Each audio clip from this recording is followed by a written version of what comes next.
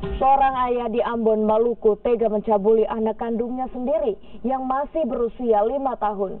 Ibu korban yang mengetahui perbuatan pelaku akhirnya melapor ke polisi.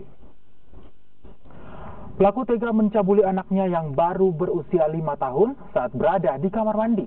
Namun aksi bejat pelaku ini diketahui oleh ibu korban yang merupakan istri pelaku dan melaporkan kejadian ini ke pihak kepolisian. Kini pelaku ditetapkan sebagai tersangka, mendekam di sel tahanan Polres Pulau Ambon dan Pulau-Pulau Lease dan terancam hukuman 15 tahun penjara.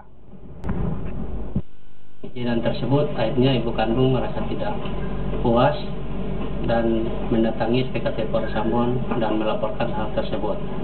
Setelah dilaporkan ke SPKT Polres Ambon dan diteruskan ke unit PPA Polres Ambon, Satreskrim Polres Pulau Ambon dan Pulau-Pulau Lease, dan langsung dari tim pusar langsung mengamankan pelaku ER tersebut dan dilakukan pemeriksaan.